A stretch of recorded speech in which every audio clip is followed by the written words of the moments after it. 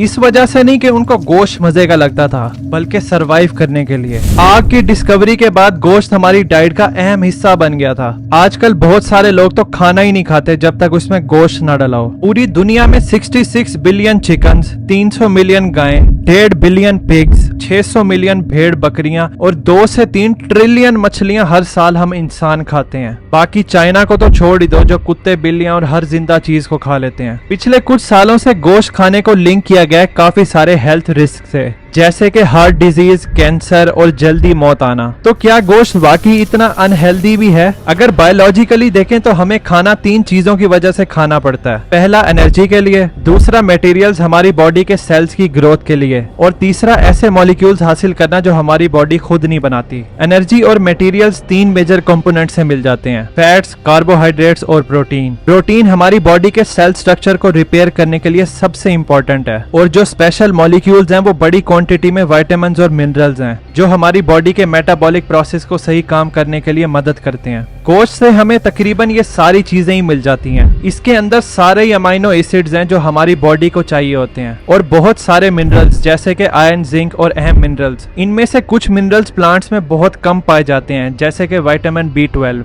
सिर्फ एक essential vitamin गोश्त में नहीं पाया जाता, वो है विटामिन C, जो हमारे इम्यून सिस्टम को सपोर्ट करता है और बॉडी के कनेक्टिंग टिश्यूज को डेवलपमेंट में मदद करता है। अगर विटामिन C आपकी बॉडी में काफी लंबे अरसे तक ना गया तो आपको स्कर्वी हो जाएगा। इसके अलावा गोश्त खाने का एक और बड़ा एडवांटेज है इसकी हाई बायो अवेलेबिलिटी। गोश्त में कुछ न्यूट्रिएंट्स ज्यादा जल्दी ब्रेक डाउन होते हैं प्लांट्स के मुकाबले में। जैसे पालक के अंदर आयरन तो ज्यादा होता है गोश्त के मुकाबले में, लेकिन ये डाइजेस्ट बहुत स्लो होता है और हमारी बॉडी की एनर्जी भी ज्यादा लगती है इसको डाइजेस्ट करने में। बहुत सारे हेल्थ बेनिफिट्स उन कम्युनिटीज में भी देखे गए हैं जो लोग सिर्फ अपनी जिंदगी गोश्त पर ही गुजारते हैं, जैसे कि आर्कटिक रीजन में कनाडा, ग्रीनलैंड और अलास्का, जिधर टेम्परेचर बहुत ही हार्श होता है और उन इलाकों में सब्जी उगाना इम्पॉसिबल है। इन इलाकों के लोग सील्स, वेल्स, मछलियां, कैराबू, वॉलरस जैसे जानवरों को खाकर अपनी जिंदगी गुजारते हैं। ये लोग गोश्त के अलावा इनकी एक ऑर्गन्स खाते हैं, जिसकी वजह से इनकी विटामिन C की भी कमी पूरी हो जाती है। तो गोश्त हमारे लिए खतरनाक नहीं है, लेकिन इसके हमारी सेहत पर इफेक्ट डिपेंड करते हैं कि गोश्त बना कैसे है और वो कौन से जानवर का है। गोश्त का मतलब है जानवर के मसल टिश्यू जिनमें न्यूट्रिशन हाई होता है, लेकिन इसमें कुछ विटामिन नहीं होते, जिसकी वजह से हम सिर्फ गोश्त पे अपनी जिंदगी नहीं गुजार सकते। हमारे प्लेनेट का सबसे हेल्दी जानवर जो खाने के लिए है वो है मछलियाँ। मछलियों में पॉली अनसैचुरेटेड फैटी एसिड्स हैं, जैसे कि ओमेगा 3, जो कार्डियोवैस्कुलर डिजीज के रिस्क को कम करती हैं और सपोर्ट करती हैं एंटी इन्फ्लेमेटरी इम्यून सिस्टम को। तो मछलियों को रेगुलरली आप लोग खा सकते हैं बगैर किसी परेशानी के। सेकंड बेस्ट जानवर जिसे हम खा सकते हैं वो तो सबसे पॉपुलर चीज है, यानी कि मुर्गियां। मुर्गियों का बोला जाता है कि इसके बहुत ही कम हेल्थ रिस्क हैं, और जो पोल्ट्री के नेगेटिव हेल्थ इफेक्ट्स हैं वो थोड़े कंट्रोवर्शियल हैं, यानी कि फैट्स। चिकन में अनसैचुरेटेड फैट्स होते हैं, स्किनलेस चिकन में कम होते हैं, लेकिन जो खाल के साथ चिकन होता है उसमें ज्यादा सैचुरेटेड फैट्स होते हैं। KFC वाले खाल वाला चिकन यूज करते हैं। इन फैट्स को लिंक किया गया है हाई कोलेस्ट्रॉल लेवल और कार्डियोवैस्कुलर डिजीजेस से, लेकिन इस आइडिया को भी बहुत सारे रिसर्चर्स ने क्रिटिसाइज किया है कि हाई कोलेस्ट्रॉल लेवल की वजह इनहेरिटेंस है, ना कि न्यूट्रिशन। तो अगर आपको गोश्त भी खाना है और आप अपनी सेहत के बारे में फिक्रमंद भी हैं तो चिकन खा सकते हैं। असल काम खराब होना शुरू होता है जब हम लोग ज्यादा क्वांटिटी में रेड मीट खाएं, जैसे कि गायें, भेड़, बकरियां वगैरह। रिसर्चर्स बताते हैं कि इंसान को दिन में सिर्फ 23 ग्राम रेड मीट खाना चाहिए, जो कि बहुत ही थोड़ी क्वांटिटी है, 2-3 बोटियां बनती हैं। Large scale Meta analysis studies ये बताती हैं कि जो लोग 100 ग्राम रेड मीट रोज खाते हैं उनके डायबिटीज के चांस 19% बढ़ जाते हैं, स्ट्रोक के चांस 11% बढ़ते हैं और कोलोरेक्टल कैंसर के चांस 17% तक बढ़ जाते हैं। ये चीज तो बहुत ही खतरनाक दिखाई दे रही है, लेकिन इससे पहले आप लोग टेंशन में आओ ये भी सुन लो कि ये स्टडीज कैसे कंडक्ट की गई थी। ज्यादातर स्टडीज जो रेड मीट पर की गई थी कि इसको खाने से हेल्थ रिस्क होता है या नहीं होता, वो केस कंट्रोल स्टडीज थी। मतलब ऐसे लोगों पे इन्होंने टेस्ट किया था जो पहले से ही किसी बीमारी के शिकार थे, और फिर उन लोगों को इनके खाने की आदत के लिहाज से डिवाइड कर देते हैं। जाहिर है जितना रेड मीट वो खाएंगे उनकी बीमारी में उतना ही इजाफा होगा। मसला ये था कि इसमें से दूसरे फैक्टर्स को हटाना बहुत मुश्किल था, जैसे कि स्पोर्ट्स, एक्सरसाइज, स्मोकिंग, एज, मोटापा वगैरह। और जनरली अगर हम देखें तो जो लोग गोश्त कम खाते हैं उनका लाइफस्टाइल वैसे भी हेल्दी होता है। वो ज्यादा फल और सब्जियां खाते हैं और स्मोकिंग या दूसरी गंदी आदतों में पड़ते ही नहीं है। असल चीजें खराब होती हैं जब हम प्रोसेस मीट को देखते हैं। प्रोसेस मीट मतलब ऐसा गोश्त जिसमें केमिकल, प्रेजर्वेटिव्स और दूसरे इंग्रेडिएंट्स डालना, जिसकी मदद से वो लंबे अरसे तक खराब ना हो और इसका फ्लेवर भी मजे का हो। फ्रोजन हैम, सॉसेजेस, नगेट्स और काफी सारे फ्रोजन प्रोडक्ट्स में ऐसे केमिकल्स होते हैं जो हमारे लिए खतरनाक हैं, जैसे कि नाइट्रेट्स और नाइट्राइट्स, जो हमारे डाइजेस्टिव सिस्टम के डीएनए को डैमेज करते हैं और कैंसर की वजह भी बनते हैं। वर्ल्ड हेल्थ ऑर्गेनाइजेशन ने 800 स्टडीज परफॉर्म की थी 20 साल के अरसे में, और इन्होंने ये कंक्लूड किया था कि प्रोसेस मीट का कोलोरेक्टल कैंसर के साथ बहुत पावरफुल लिंक है। डेली नॉर्मल गोश्त के साथ अगर आप 50 ग्राम प्रोसेस मीट खाते हैं, जैसे कि फ्रोजन प्रोडक्ट्स वगैरह, तो कैंसर का रिस्क 18% बढ़ जाता है। अब तो कैंसर रिस्क में प्रोसेस गोश्त सिगरेट पीने के मुकाबले में खड़ा है। साथ ही प्रोसेस मीट से शुगर होने का चांस 50%, स्ट्रोक्स का 13% और हार्ट डिजीज का चांस 42% बढ़ जाता है। यहाँ पर मैंने आपको शुगर का बोला कि 50% चांस बढ़ जाता है। फर्ज करो अभी आपके लाइफस्टाइल और खाने को देखकर आपका शुगर होने का चांस 2% है, तो अगर आप प्रोसेस मीट खाओगे तो ये 50% मिलकर 52% नहीं होगा, बल्कि इस 2% का 50% बढ़ेगा, यानी अब आपको शुगर होने का चांस 3% होगा। इसलिए बड़े बड़े नंबर्स देखकर ज्यादा पैनिक होने की जरूरत नहीं है। ये चीज भी मैटर करती है कि आपके गोश्त ने किस तरह की लाइफ गुजारी है, क्योंकि है तो वो जिंदा चीज ही। जैसे देसी मुर्गी और फार्मी मुर्गी में जमीन आसमान का फर्क है, इसी तरह रेड मीट वाले जानवरों में भी है। दुनिया भर में ये बहुत ही कॉमन है फार्मिंग वाले जानवरों को एंटीबायोटिक्स देना बीमारी से बचाने के लिए, जो कि एंटीबायोटिक रेजिस्टेंस को बढ़ा देते हैं। तो अगर आप ज्यादा क्वांटिटी में रेड मीट या प्रोसेस मीट को खाएंगे तो उससे आपकी मौत का चांस 29% बढ़ जाएगा। यानी अगर अभी आपके मरने का चांस 1% है तो अब वो 1.29% हो जाएगा। अब खराब सेहत का कसूरवार ठहराना गोश्त को भी सही नहीं है। इसका कोई एविडेंस नहीं है जो गोश्त के अंदर एसेंस हैं, सिवाय फैट्स को छोड़कर, इनका कोई नेगेटिव इफेक्ट्स हो हमारे ऊपर। और फैट्स के बारे में भी अभी तक बात कंट्रोवर्शियल है।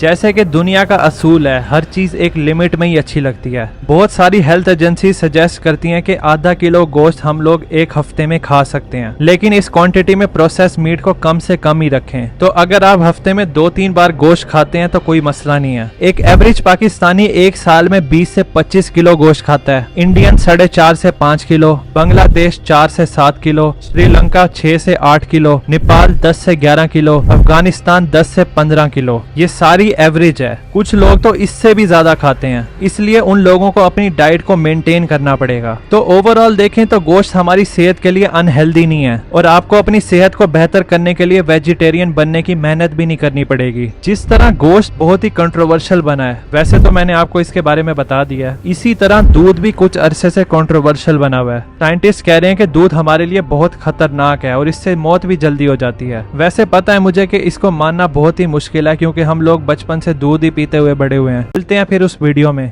Thanks for watching.